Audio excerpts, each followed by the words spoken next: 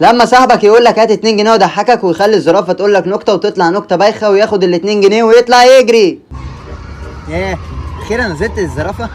اقول لك ايه يا اسطى، هي الزرافه دي ظريفه؟ ظريفه؟ ده انا كل يوم اجي هنا عشان اقعد اضحك ضحك بسبب الزرافه بنت الظريفه اللي هناك دي. يا اسطى دي بتوزع لوكا. بجد يا اسطى؟ طب ما تخليها تسمعنا حاجه. بس كده من عينيا الاتنين. ساد 5 جنيه عشان مش هتضحك ببلاش برضه. ليه يا اسطى 5 جنيه؟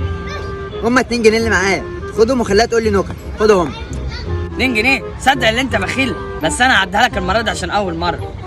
يا بت يا نوال، انت يا بت عايز ياد يا بيضه انت وهو؟ مش طايقاكوا على الصبح، انا باكل دلوقتي. شايفين وقت اللي انتوا تيجوا فيه؟ ايه ده يا اسطى؟ لا هات فلوسي يابا، انا عايز فلوسي. لا يا اسطى اتقل ما تقلقش، انا هناديها دلوقتي. يا بت يا نوال خدي تعالي هنا بدل ما الف لك وامد ايدي عليك. خد يا بت. يا دكري يا سبع البرومبا، انت جاي تعمل قدام صاحبك اللي انت راجل يعني؟ ماشي، عايز ايه؟ هعديها لك المره دي. ماشي، قولي لنا نكته كده وضحك الواد ده عشان دافع يا بت 2 جنيه. مره ايس كريم وقع من الدور العاشر، قال لك الحسوني. ايه رايك يا اسطى؟ ايه رايك؟ لا يابا انا ما ضحكتش يابا، انا عايز ال 2 جنيه بتوعي. عايز ال 2 جنيه؟ اجري يا نوال. يا ابن الكلب ربنا لا اجيبك، خدت ال 2 جنيه ومشيت اجيبك.